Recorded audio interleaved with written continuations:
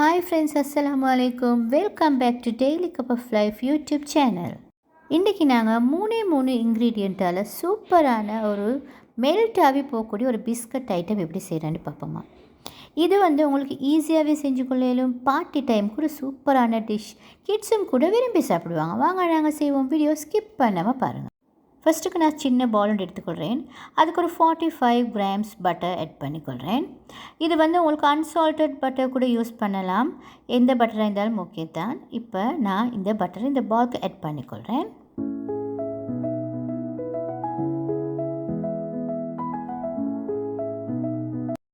இப்போ நான் இன்றைக்கி 30 grams ஐசிங் சுகர் எடுத்துக்கிறேன். சப்போஸ் உங்களுக்கு ஐசிங் சுகர் இல்லாட்டி நீங்கள் ஒயிட் சுகர் எடுத்தாலுமே நல்லாவே பவுடர் பண்ணி தான் எடுக்கணும். ஃபைன் பவுடர் ஆகணும். அப்போ தான் இந்த நாங்கள் டோவை செட் பண்ண போகலாம் அந்த டோ கிராக் புல்லாமல் வரும். அதே மாதிரி இந்த மிக்சரையும் இந்த பட்டரையும் இந்த ஐசிங் சுகரையும் நல்லாவே ஃபைனாகவே நாங்கள் மிக்ஸ் பண்ணிக்கொள்ளணும். இதில் எந்த விதமான கட்டியும் வைக்கப்படாது. ஏன்னு சொன்னால் அப்போ எங்களோட டோ சாஃப்டாக வராது. ஸோ அதனால் நல்லா நாங்கள் மேக் ஷூர் பண்ணிக்கொள்ளணும். இது நல்லாவே மிக்ஸ் ஆகிக்குதாண்டு. இப்போ நல்லா மிக்ஸ் பண்ணிவிட்டு அப்போ எங்களுக்கு விளங்கும் எடுத்து பார்க்க போகலே இது நல்லா மிக்ஸ் பண்ணி பட்டிக்குதுண்டு. ஸோ இப்போ இதில் கன்சிஸ்டன்சி சூப்பராக மிக்ஸ் ஆகி இந்த மாதிரி நல்லாவே மிக்ஸ் ஆகணும்.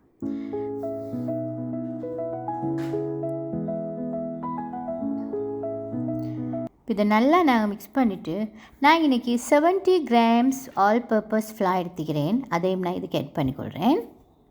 மைதா ஃப்ளாவும் ஓகே தான். 70 grams எடுத்துக்கிறேன். இதை நல்லா நாங்கள் மிக்ஸ் பண்ணிக்கொள்ளணும். இந்த பட்டர் எல்லாம் சரியாக வரும். இது மிக்ஸ் பண்ண போகல இதுக்கு நாங்கள் வாட்டர் ஆட் பண்ண வேண்டிய அவசியம் வராது. சப்போஸ் உங்களோட டோ ட்ரை ஆகிக்கிற மாதிரி ஃபீல் ஆகிச்சுன்னா ஒரு 2-3 drops மட்டும் வாட்டர் ஆட் பண்ணிக்கோங்க. அநேகமாக வாட்டர் ஆட் பண்ண தேவை வராது. நாங்கள் இது கொஞ்சம் நேரம் மிக்ஸ் பண்ண வேண்டி வரும். இது நீட் பண்ண தேவையில்லை, ஒன்லி மிக்சிங் மட்டும்தான்.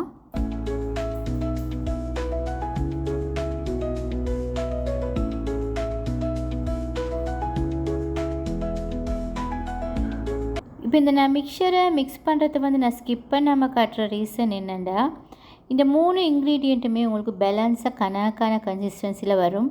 நீங்கள் வாட்டர் ஆட் பண்ண தேவையில்லைன்றதுக்கு தான். இந்த டோவை நாங்கள் மிக்ஸ் பண்ணுறது மட்டும்தான். இதை நீட் பண்ண தேவை வராது. இது நல்லா மிக்ஸ் ஆகிடுச்சு. இது நாங்கள் கொஞ்சம் கைக்கு எடுத்து பார்த்தா எங்களுக்கு விளங்கும். எங்களோட கையில் ஒட்டாத தன்மை ஒன்று வரும். அதுதான் இதில் ரியல் கன்சிஸ்டன்சி. இப்போ டேபிள் டாப்புக்கு ஆயில் பேப்பர் ஒன்று போட்டுக்கொள்கிறேன். போட்டு இதுக்கு லைட்டாக ஃப்ளார் கொஞ்சம் டஸ்ட் பண்ணிக்கொள்ளணும். டஸ்ட் பண்ணிவிட்டு எங்களோட டோவை எடுத்து நாங்கள் இதில் வைக்கணும். நான் என்னோடய டோவை 2 டிவைட் பண்ணி தான் எடுத்துக்கிறேன். இது ஃபுல் டோவும் இல்லை. ஸோ இப்போ இதுக்கு மேலாலே கொஞ்சம் ஃப்ளார் டஸ்ட் பண்ணிவிட்டு திருப்பியும் நாங்கள் ஆயில் பேப்பரை வச்சு இது இந்த ரோல் பின்னால் கணக்காக தட்டிக்கொள்ளணும். எப்படியும் ஒரு 1/4 இன்ச்சுக்கு விட லைட்டாக குறைஞ்ச கணக்குக்கு வரணும். நல்லாவே மெல்லிசாவினா இந்த குக்கீஸ் ஷேப்ஸ் எல்லாம் எங்களுக்கு எடுக்கலாம் போய்த்துடும்.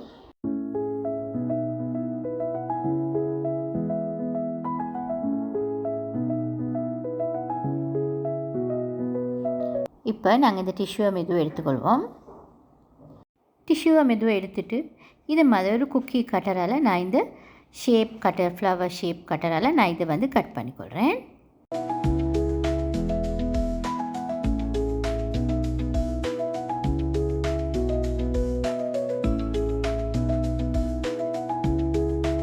இப்போ இதை நாங்கள் கட் பண்ணிட்டோம். இந்த மாதிரி கட்டை யூஸ் பண்ணிங்கன்னா உங்களுக்கு ஈஸியாகவே கட் பண்ணிக்கொள்ளலாம். இப்போ நெக்ஸ்ட் நாங்கள் இதை அப்படியே மெதுவாக எடுத்துக்கொள்வோம். ஸ்க்ரேப்பர் ஒன்றால் அப்படியே எடுத்துக்கொள்வோம் மெதுவாக. எடுக்கிறதுக்குள்ளே நீங்கள் கொஞ்சம் கவனம் எடுக்கணும். சம்டைம்ஸ் அதில் பெட்டல்ஸ் உடைய பார்க்கும். கணக்கான கன்சிஸ்டன்சியில் இந்த மாதிரி ஃப்ளார் இருந்துச்சுன்னா ஒரு நாளுமே அது பிரேக் ஆகாது. நாங்கள் கட் பண்ணி எடுத்து போகிறோம் லைட்டாக க்ராக் விழுந்திக்கான்னு நாங்கள் பார்த்துக்கொள்ளணும். இல்லாட்டி பேக் பண்ணின போகிறோம் குக்கீஸ் அவ்வளோ பசந்தைக்காது. ஸோ இந்த அளவுக்கு பேக் பண்ணி இப்போ இந்த மாதிரி ஒரு சின்ன கப் கேக் ட்ரேயில் நாங்கள் இதை ப்ளேஸ் பண்ணிக்கொள்ளணும். இப்போ நான் இதேமாதிரி கட் பண்ணி வச்சுற மற்ற குக்கீஸ் எல்லாத்தையுமே ட்ரேயில் அப்படியே ஸ்ப்ரெட் பண்ணிக்கொள்கிறேன். இப்போ நான் இந்த பேக்கிங் ட்ரே எடுத்துக்கிறேன். இதுக்கு ஆயில் பேப்பர் எதுவுமே ஆட் பண்ண தேவையில்லை. ஜஸ்ட் இந்த பேக்கிங் ட்ரேயில் நான் செஞ்ச குக்கீஸ் எல்லாத்தையுமே அப்படியே அடுக்கி வச்சுக்கொண்டேன். இது இப்போ பேக்கிங் டைம். பேக்கிங்க்கு 160 செல்சியஸில் எப்படியுமே ஒரு 15 மினிட்ஸ் பேக் பண்ண சூப்பராக வந்துடும். ஆனால் கட்டாயமாக நீங்கள் கிட்டவே வைக்கணும், இல்லாட்டி இது டக்குன்னு அப்படியே க்ரோஸ் ஆகிடும். ஸோ அந்த அளவுக்கு நாங்கள் கேர்ஃபுல்லாக இதை அப்படியே பேக் பண்ணி எடுத்துக்கொள்ளணும். வாங்க இப்போ நாங்கள் இந்த பேக் பண்ணிக்கொள்வோம். ஓகே ஃப்ரெண்ட்ஸ், இந்த குக்கீஸ் எல்லாம் நான் கணக்க பேக் பண்ணி எடுத்துகிட்டு வந்துட்டேன்.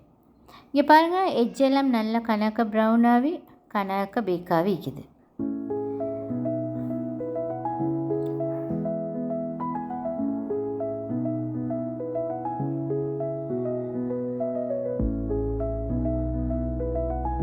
பாருங்கள், சூப்பராக வந்துக்குது என் குக்கீஸ். இப்போ இதுக்கு டாப்பிங் ஒன்று ரெடி பண்ணணும். அது ரெடி ஆக மட்டும் இது லைட்டாக கூல் ஆகட்டும். நான் இன்றைக்கி இதுக்கு சாக்லேட் டாப்பிங் ஒன்று தான் ரெடி பண்ணிக்கிறேன்.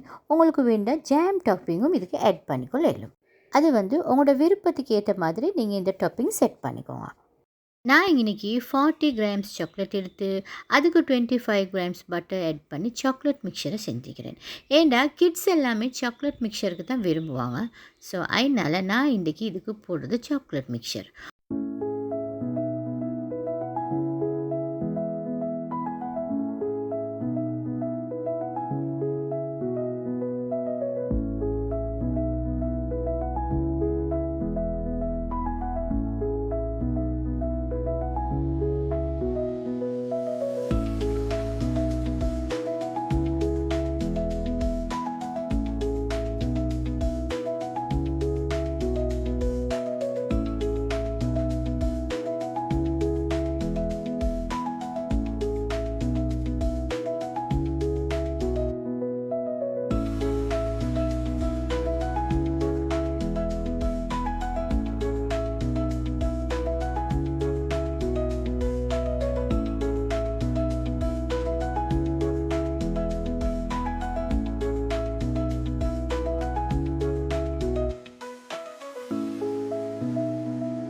ஓகே ஃப்ரெண்ட்ஸ், இப்போ நான் இந்த குக்கீஸ் எல்லாத்துக்குமே சாக்லேட் டாப்பிங் போட்டுக்கொண்டேன். ஃப்ரெண்ட்ஸ், இந்த சாக்லேட் குக்கீஸ் ரெசிபி உங்களுக்கு பிடிச்சிருந்தால் லைக் பண்ணுங்கள். அதே மாதிரி உங்களோட ஃப்ரெண்ட்ஸோட வாட்ஸ்அப்பில் ஃபேஸ்புக்கில் நீங்கள் ஷேர் பண்ணிக்கோங்க. அதே மாதிரி இந்த சேனலில் நான் போஸ்ட் பண்ணுற ரெசிபி வீடியோஸ் உங்களுக்கு பிடிச்சிருந்துச்சுன்னா நீங்கள் இந்த சேனலில் டெய்லி கப் ஆஃப் லைஃப் சேனலை சப்ஸ்கிரைப் பண்ணிக்கோங்க. இதே மாதிரி இன்னொரு ஹோம்மேட் ரெசிபி வீடியோவில் நான் உங்களை சந்திக்கிறேன். அது வரைக்கும் ஹேவ் அ நைஸ் டே.